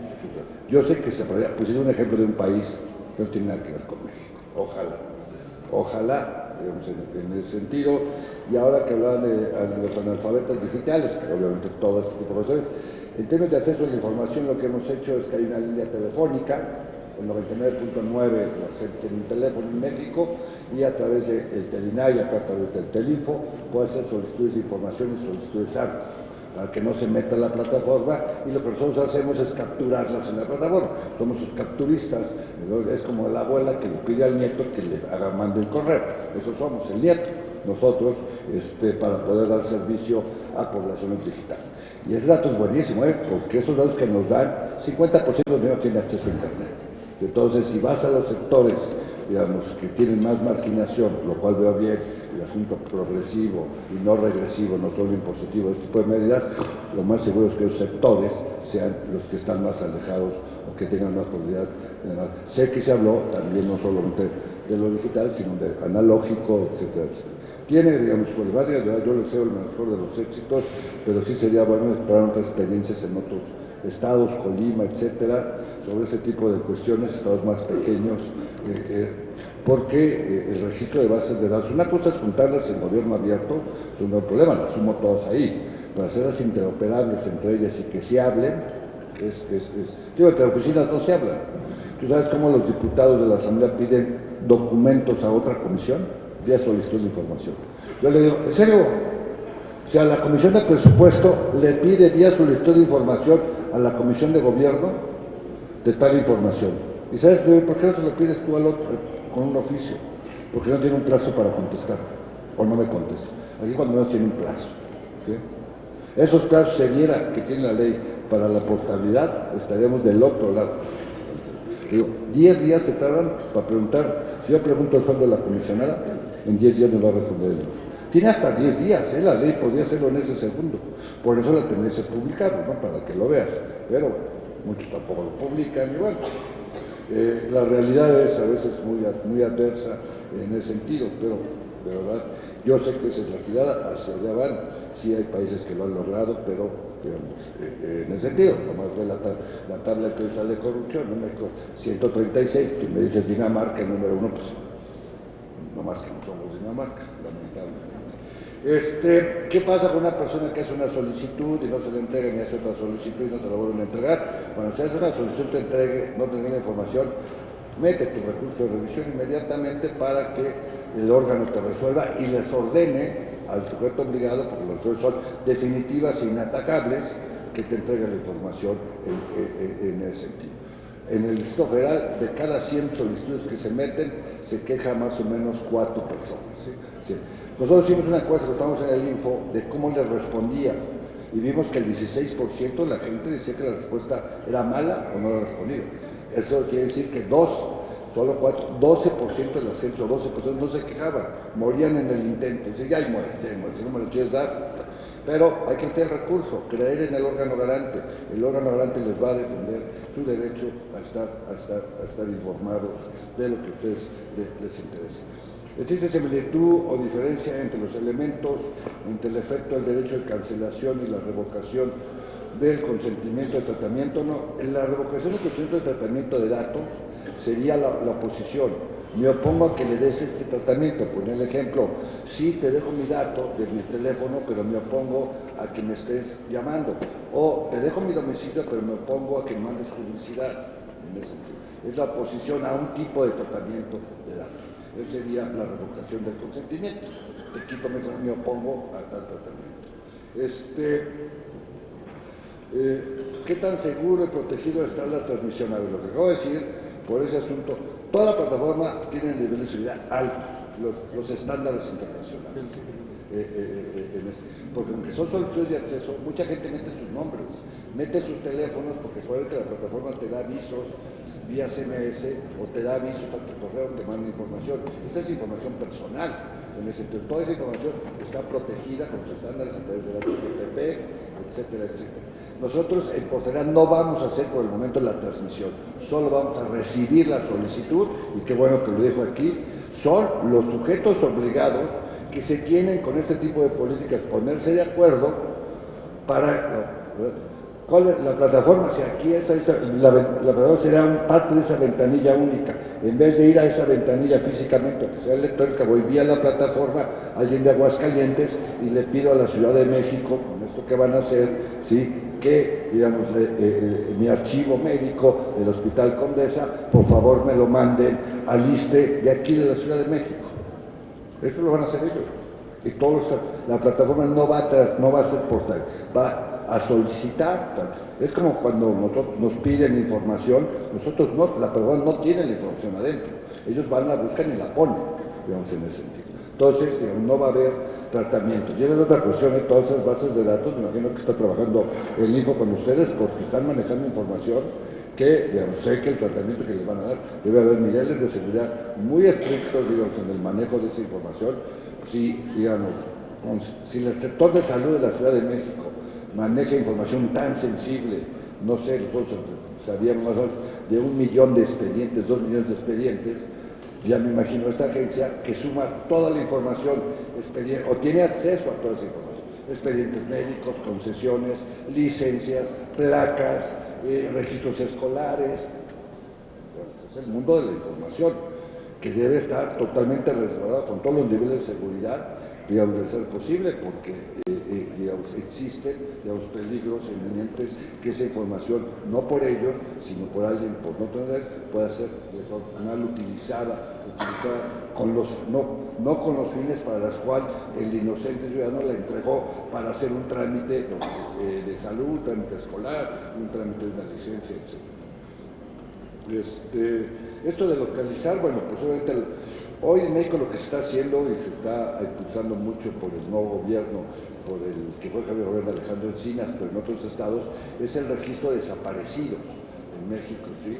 En ese sentido, para que la gente, pues obviamente pueda tener información sobre este asunto y se tenga un mejor control y se mejoren las políticas públicas. Pero me preguntan sobre cómo se puede tener información para localizar a parientes en Estados Unidos. Lo que entiendo es cómo puedo, alguien que fue y que dejó una familiar aquí, una persona adulta abandonada, pues tiene que ir, digamos, a las Secretarías de Relaciones Exteriores para que las Secretarías de Relaciones Exteriores pueda tratar de localizar a ese pariente.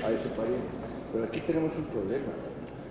La localización de una persona es un dato personal. O sea, mucha gente, por eso el que hoy tengamos el GPS, pues muchos lo apagamos porque si no todo el mundo sabe dónde estamos, ¿no? Y no me refiero a la esposa, sino a otro tipo de personas. Pues bueno, hay quien opta, no por el GPS, lo hace público. Cada 5 minutos está tuiteando dónde está, ¿no? O sea, que comió, que desayunó, pero es esa voluntad. O sea, él está autodeterminando, dar su información. Pero, digamos, localizar a una gente tiene que haber un motivo, una razón, un parentesco, una razón que motive. Yo entiendo que una razón puede ser, lo que pasa es que estamos localizando al hijo de este señor adulto que está en abandono, etcétera, etcétera. Entonces hay una razón justificable que hay que comprobar con el acta de nacimiento del hijo, que es el padre, para que la embajada, si lo tiene localizado, te pueda dar la información, porque si no yo voy y pregunto de alguien que a lo mejor tengo un problema con él, me lo localiza y digo, y lo mato. O sea, pero ¿por qué dar mi localización? O sea, es un dato, sí se puede, digamos, en un caso de emergencia de este tipo, ¿no? En ese sentido. Pero es a través, obviamente, y hay que decirlo sinceramente, que la embajada no tiene toda la información de dónde están los 25 millones de mexicanos que viven en Estados Unidos, porque muchos pues, van de forma ilegal, no tiene control ni el propio Estado mexicano. Muchos de ellos, aunque son ilegales, cuando recurren a algún servicio que da el consulado de la embajada, es cuando pueden ser registrados. Pero si ellos nunca han tenido un contacto con un consulado, con una embajada, y no entraron de forma legal, pues es evidente que lo más seguro es que no tengan la idea, no de dónde están, si están en Estados Unidos, sí, en ese sentido, no tiene esas dificultades en ese sentido. Bueno, creo que con todo esto el tiempo apremia y muchas gracias. Gracias, Oscar. Por favor, Javier. Muchas gracias. Preguntan, ¿qué tecnología o herramienta biométrica planean usar para identificar a la ciudadanía? Pues la que haya. En realidad, pues el SAT tiene el iris, el INE tiene la huella digital, y así hay un montón de biométricos que se tienen en muchos lugares. La agencia no va a recabar biométricos. Es más, ni facultades tenemos para hacer eso. No lo vamos a hacer. Lo que sí es, vamos a ir a consultar bases de datos que sí tengan biométricos, y si tú no tienes INE, por una razón, pero si tienes firma, pues te podemos autenticar con eso. Entonces, más bien el modelo que nosotras estamos buscando en la agencia es un modelo que sea flexible, que no tenga que ser una identidad digital por ley, tiene que tener huella digital, tiene que tener no sé qué, no. Por eso lo dejamos abierto, para que pudiéramos tener. ¿La interoperabilidad implica costos? Sí, implica costos, se requiere grado de homologación, es discutible, en tecnología para que la ventanilla única opere. ¿Será necesario que las dependencias del gobierno de la Ciudad de México cuenten con equipos de cómputo actualizados? Sí, porque sean más o menos recientes, de 2010, 13 para acá, nos damos de saltos, como dice el comisionado. Puede operar con equipos Linux o Compact que se operan en muchas dependencias y no les vamos a requerir que compren equipos nuevos. Bueno, pero les podemos dar servicios de nube a ellos. Y el tema es la infraestructura. O sea, si tienen un equipo de cómputo que funcione, pueden interoperar. Por eso no nos apuramos. Los servicios de servidores son un poco complicados y esos costos los va a absorber la agencia, no las dependencias. Respecto al trabajo de la agencia digital, ¿cómo harán para que las instituciones que no forman parte de la administración pública local faciliten la información de distintos poderes? Pues aquí lo que estamos haciendo es política, en el buen sentido de la palabra. Vamos con las instituciones, les decimos que hay una necesidad por parte de la ciudadanía y que estamos gestionando eso, y las instituciones son sensibles. La verdad es de que no nos hemos topado todavía con un ejemplo donde sean insensibles. Un ejemplo es el contrato de interoperabilidad con el Registro Nacional de Electores, va avanzando y va avanzando bien. El contrato con el Instituto Mexicano del Seguro Social va avanzando y va avanzando bien. Y así tenemos otros 2 o 3 estrategias con instituciones que no son parte del gobierno de la Ciudad de México, y que por voluntad y porque ven esta necesidad que puede ser apremiante, nos están dando acceso a esta información. Si el OCR que tiene el INE cuenta con la información que se espera desvelar en esta identificación digital, sí, se cuenta. ¿Y cuánto tiempo tenemos proyectado para la unificación de las bases de datos? No vamos a unificar bases de datos, la verdad. Lo que vamos a hacer va a ser que se hablen entre ellas, y eso va a empezar a pasar en este año, en 2019. Gracias. Pues muchas gracias a todos. Las distintas visiones han enriquecido mucho esto, y todo estoy segura que es en aras de la transparencia. Fue de verdad un deleite estar acompañada de ambos, de Javier, del maestro Oscar, que reitero mi admiración, y ahora pues Javier tienes un afán más. Gracias a los dos por su aportación, gracias a todos ustedes por su interacción también a través de sus preguntas, y pues no me resta más que entregarles un reconocimiento, tanto un regalito como su reconocimiento por haber participado en este evento, y agradecerles a todos pues su permanencia para dar continuidad a esta siguiente mesa, que será la culminación de la primera parte de nuestro evento. no se vayan, no se muevan, por favor, que también está muy buena y promete mucho. Muchas gracias otra vez, Javier. Gracias, maestro, por todo, de verdad. Les entrego su obsequio. Ah, ok. Ah, bueno, perfecto. Y también entrego sus reconocimientos, por favor, Javier, muchas gracias. Por favor, Oscar, gracias. Y si nos tomamos la foto, y les agradezco a ustedes su paciencia y su permanencia. Muchas gracias. Invitamos a los integrantes del PESIM a tomarse la foto oficial. Despidámoslos con un fuerte aplauso.